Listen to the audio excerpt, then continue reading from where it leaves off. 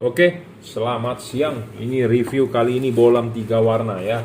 Bohlam 3 warna ini untuk expander dengan Avanza ya. Satunya Avanza untuk dikirim ke gedung Baramulti ya di Harmoni. Ya, saya pernah RUPS ke gedung Baramulti ya. Kalau nggak salah kode sahamnya BSRR atau apa ya, lupa. Oke.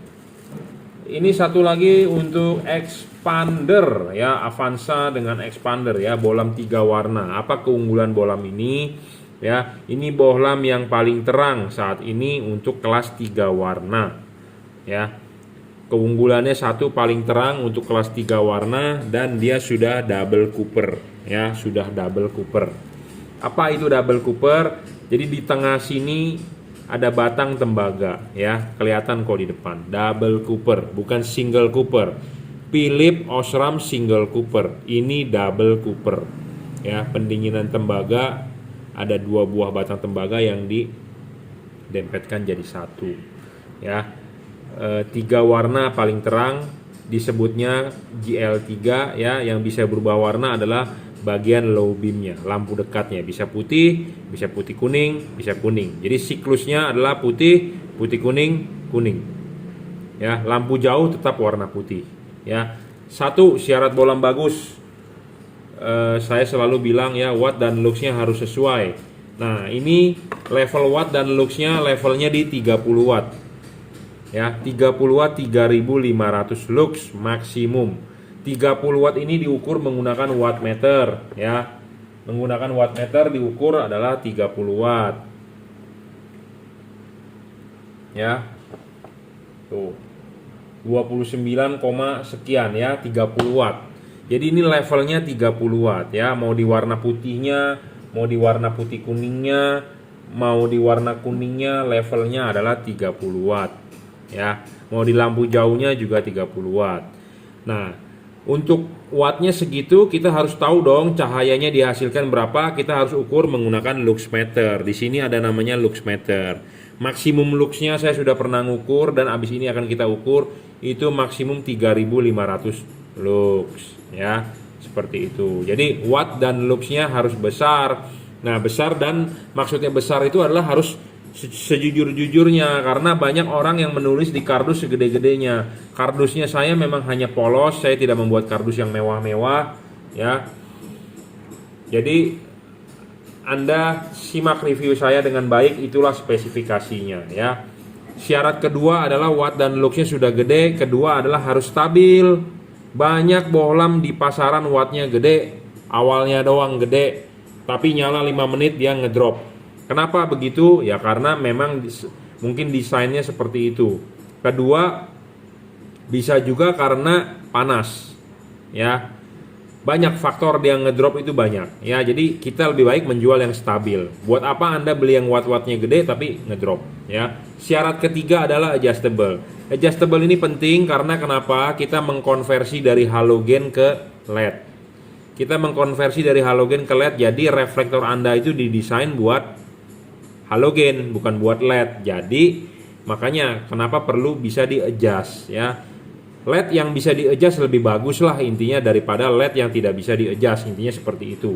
Anda boleh percaya omongan saya, Anda boleh tidak juga nggak masalah. Intinya saya tidak memaksa Anda untuk beli ya.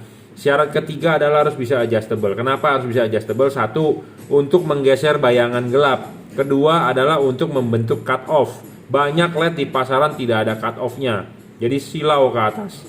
Memang Anda mengkonversi dari LED atau ke HID memang lebih silau dibandingkan halogen. Karena kenapa? Reflektornya punya halogen. Seperti itu. Tapi kita bisa memaksimalkannya ya. Tugas saya adalah di sini untuk memaksimalkannya supaya hasilnya sebaik mungkin. Nanti ada yang bagian di papas ininya.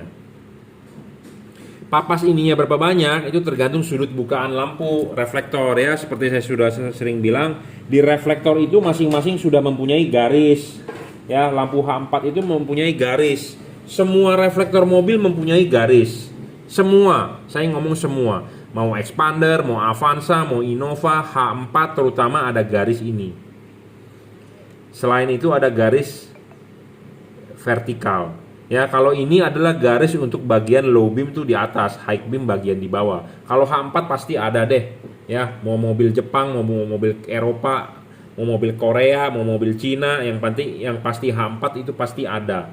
Nah, makanya kita melihat ini nanti bukaannya berapa ya. Kalau untuk expander kan dia lancip. Nah, kita sudah tahu patokannya seperti apa. Untuk Avanza apalagi, karena mobil-mobil sejuta umat itu istilahnya udah makanan saya setiap hari gitu ya, kecuali mobilnya misalnya Chevrolet apa gitu yang agak aneh-aneh. Kalau kita belum punya, mau nggak mau saya harus nyari bahannya di internet, kita ukur pakai busur berapa kira-kira sudut bukaannya itu ya. Nah, itu ada hubungan nanti dengan ini papasannya ya. Makanya kenapa syarat ketiga adjustable itu penting. Keempat, serviceable. Jadi kalau bolam bagus itu bisa diservis, tapi saya ngomong apa adanya to the point. Bolam ini kalau rusak tidak bisa diservis, rusak buang. Semua tipe bolam yang seperti ini, chipnya CSP nggak bisa diservis, rusak buang. Mau merek Philips, Osram, mau PIAA, mau merek Autovision, mau merek Pro 7, mau merek apapun yang bisa diservis KRI dan ada spare partnya itu bisa diservis ya chipnya.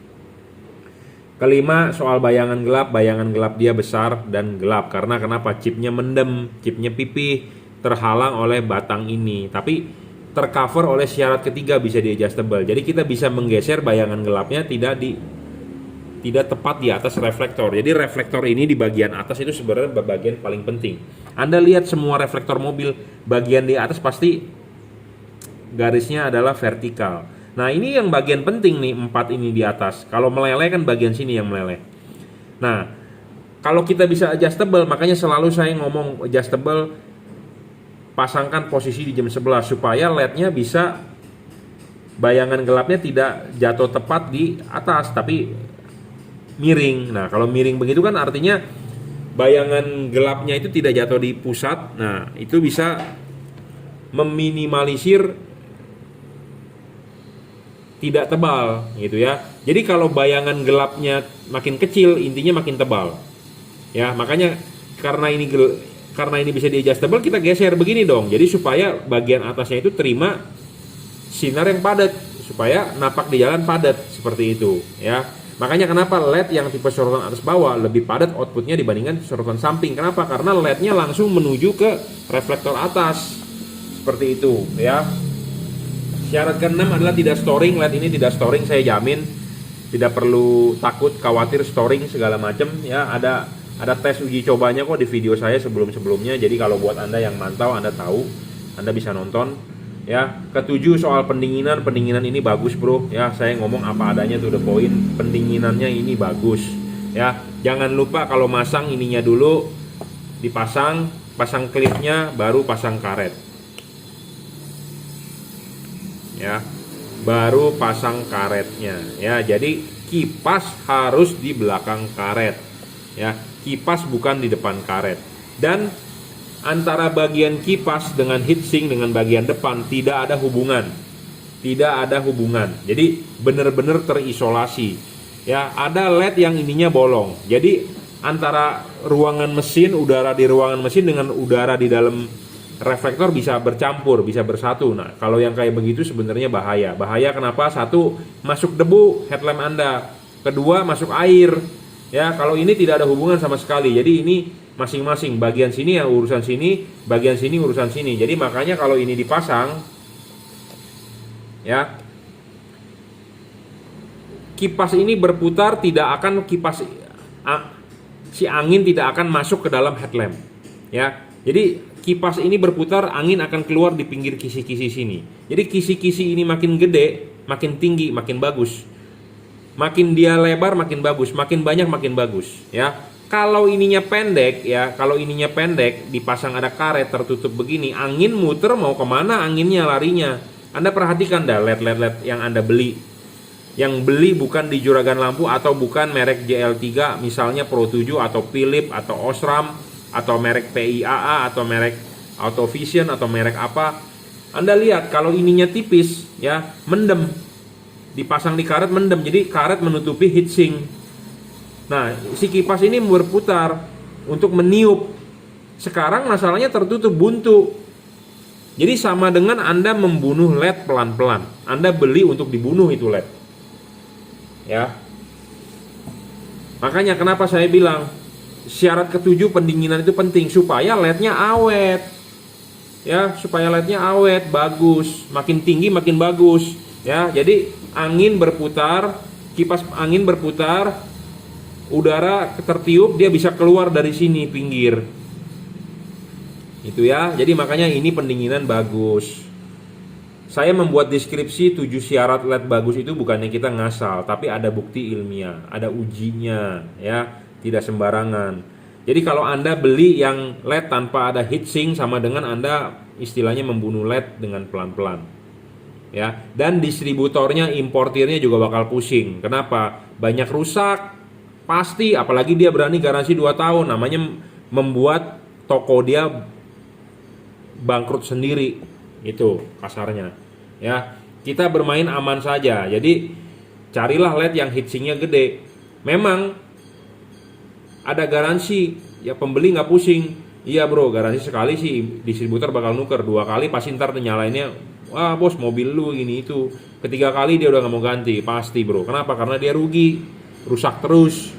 Ya, nah jadi Anda sebagai customer saya ajari ya, cari yang ininya tinggi makin bagus. Kenapa? Karena kalau tertutup oleh karet ya. Oke, sorry tadi ada telepon ya. Jadi kita lanjut. Jadi intinya adalah penting ya, heatsink ini penting ya. Kenapa? Karena si angin ini, kipas angin ini berputar, meniup angin supaya keluar di sini. Sedangkan kalau ini buntu sama dengan Anda membunuh LED, intinya seperti itu. Sampai-sampai ada orang bilang sudah dipasang, pas dia dinyalain dia pegang di belakang, kok ada anginnya ya. Jadi dia menganggap bahwa anginnya itu tiup keluar. Jadi sedot, itu salah besar ya. Salah besar. Tahu nggak kenapa sih angin bisa sampai keluar ke sini? Karena buntu. Angin kan kipas angin muternya tiup angin ke dalam.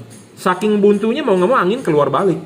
Nah, makanya kenapa banyak orang bilang, "Pak, saya lebih baik mendingan pakai LED yang tanpa kipas. Kipasnya sering rusak." Nah, itu penyebabnya. Karena kenapa? Buntu. Buntu, Bro. Ya, jadi angin berputar tapi nggak keluar anginnya. Kecegat istilahnya, buntu, rusak makanya kipasnya. Ya, makanya Anda sebagai pembeli saya sudah deskripsikan. Kalau Anda masih nggak paham juga, berarti Anda mesti sering-sering nonton video saya. Ya, saya ngomong apa adanya, to the point. Saya orangnya keras.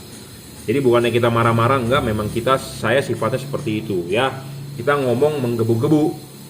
Ya, to the point, ngomong apa adanya. Kalau Anda yakin dengan omongan saya, ya Anda boleh beli bolam ini. Atau Anda merasa kurang yakin, ya Anda masih banyak pedagang lain, Anda boleh beli. Ya, seperti itu. Jadi makanya penting ya, saya membuat 7 syarat itu bukannya kita mengada-ada, tapi sudah melakukan uji klinis. Kalau di vaksin ngomongnya harus uji klinis. Jadi maksudnya udah dicoba. Ya, sudah dipraktekkan. Ya, makin tinggi ini makin bagus. Diameter makin gede makin bagus. Sirip-siripnya makin banyak makin bagus ya, makin dingin. Karena LED itu umurnya dipegang oleh dingin. Makin dingin makin bagus. Makin panas makin rugi ya. Makanya kenapa banyak LED yang panas ngedrop itu karena kepanasan ya. Kita mencoba di ruangan terbuka loh 31 derajat. Di ruangan mesin mana ada 31 derajat. Mesin udah nyala 80-90 derajat, Bro. Itu kondisi lampu belum nyala aja ruangan mesin sudah panas, apalagi lampu nyala butuh pendinginan. Ya, lampu nyala butuh pendinginan. Tujuannya ada kipas supaya panasnya pergi. Sedangkan karet Anda karena nggak ada heatsinknya, tertutup semua, kipas muter, anginnya panas, ketutup. Jadi sama dengan Anda membunuh LED dong, bener nggak? Ya, jadi Anda membunuh LED. Saya juga bingung tuh, distributor begitu kok bisa tahan ya dengan garansi rusak menutup-tuker ya. Kita aja kadang-kadang kalau ada komplainan aja saya tukar ke distributornya kagok gitu ya.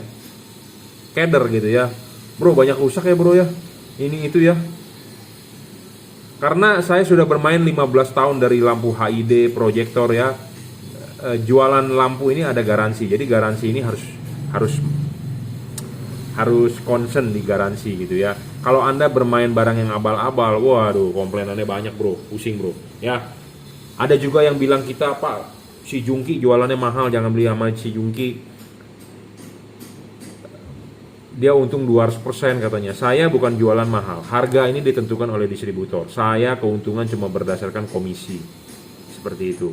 Kenapa saya tidak mau import sendiri? Saya tidak mau menjual merek sendiri. Kenapa? Karena yaitu ada namanya garansi. Ya, garansi itu bisa membuat Anda bangkrut. Toko-toko itu membuat bangkrut. Kenapa? Karena dibikin tidak sesuai spesifikasi. Ya. Yaitu karet. Ya. Oke, saya rasa cukup reviewnya ya. Jadi ini untuk Avanza dan expander, nanti abis ini akan kita kalibrasi ya. Biasanya saya ukur pakai Sigmat nih. Makanya kenapa di sini ada Sigmat, nanti kita akan gerinda ya di depan. Makanya kenapa kita ukur pakai Sigmat ininya, nanti kita akan ukur berapa ya. Kita gerus 1 mili, setengah mili, 1 mili lah kira-kira ya. Kita akan gerus ininya payungnya ya. Karena kita mengkonversi dari halogen ke LED. Tentu LED itu harus dikalibrasi terhadap, jadi harus dimirip-miripin terhadap halogen seperti itu ya. Bohlam ini bisa 3 warna, kita akan demokan warnanya ya. Jadi bisa putih, bisa kuning. Bagaimana cara pakainya juga kita akan ajari ya. Jadi bohlam ini pertama kali nyala dia akan warna putih. Anda matikan saklar lampunya 1-2 detik, nyalakan kembali dia akan berubah warna menjadi putih kuning ya. Anda matikan lagi, Anda nyalakan lagi, dia akan berubah menjadi warna kuning. Jadi satu buah siklus putih, putih kuning, kuning. Bagaimana pada saat lampu kuning Anda high beam tetap akan warna putih. Ya. Pada saat warna putih Anda high beam tetap akan warna putih, ya. Ya. Pada saat warna putih kuning Anda high beam tetap akan warna putih. Jadi kesimpulannya adalah high beam tetap warna putih, ya. High beam tetap warna putih, yang bisa berubah warna adalah low beam ya. Common ground, common positif LED ini harus bisa ya. Jadi untuk Toyota Avanza dengan expander itu berbeda loh perkabelannya. Expander itu common ground, Avanza itu common positif. Jadi harus bisa ya. Nah, bagaimana cara pakainya ya? Bohlam ini cara pakainya saya harus ajari supaya tidak terjadi error di kemudian hari ya. Anda mau mematikan atau Anda mau mengganti mode warnanya, Anda matikan lampunya ya. Tunggu 1-2 detik. Jadi Anda saat ini sudah nyala warna putih. Anda mau ganti warna, Anda harus matikan dulu 1-2 detik. Baru nyalakan lagi.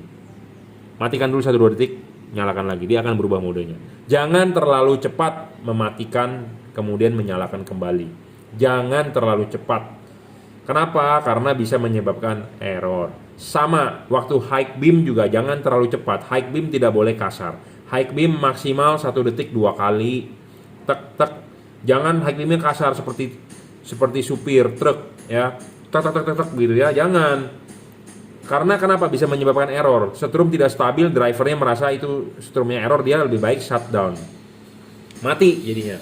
Mati, Anda reset, mati, tunggu 1 menit, Anda nyalakan lagi, dia akan normal ya. Jadi LED ini di dalamnya ada memori ya, ada memori, tujuannya adalah buat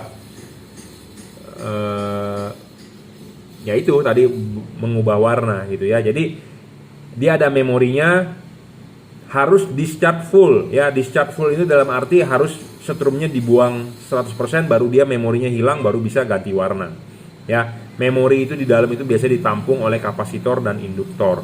Makanya kenapa harus nunggu jeda 1-2 detik baru nyalakan kembali ya, seperti itu. Jika suatu saat terjadi error, misalnya saat ini Anda nyalakan warna putih, dua-duanya warna putih ya. Anda mau mengubah warna, dia terjadi error. Errornya begini, yang ini warnanya sudah berubah menjadi putih kuning, yang ini masih warna putih. Apa yang Anda lakukan? Kalau Anda matikan, Anda nyalakan lagi, dua-duanya nggak bakal ketemu warnanya. Yang ini tadinya udah putih kuning, dia akan berubah menjadi warna kuning. Yang ini awalnya putih, dia akan berubah menjadi putih kuning. Anda matikan lagi, nyalakan lagi, dia jadi warna putih, ini warna kuning. Jadi tidak bakal ketemu. Nggak bakal ketemu. Jadi saling kejar-kejaran warnanya. Supaya warnanya kemudian bisa sama lagi, Anda harus reset. Bagaimana? Matikan, tunggu 1 menit. Ya, seperti itu. Jadi keunggulan LED ini dia mempunyai memori ya. Bohlam-bohlam 3 warna memang bisa error ya, tapi bukan berarti rusak. Bukan, kalau rusak itu mati atau warnanya tidak bisa nyala ya. Nah, di sini adalah bohlam-bohlam yang rusak nih, merek Pro 7 Automax ya.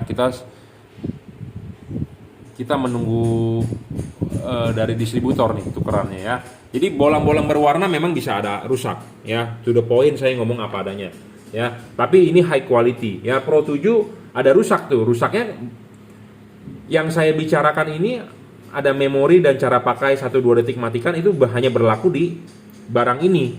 Kalau di Pro 7 tidak bisa seperti itu. Di Automax juga tidak bisa, ya. Jadi masing-masing bohlam itu mempunyai cara kerja yang masing-masing gitu ya. Arsitekturnya berbeda, drivernya berbeda. Drivernya cara kerjanya kalau ini ya begini.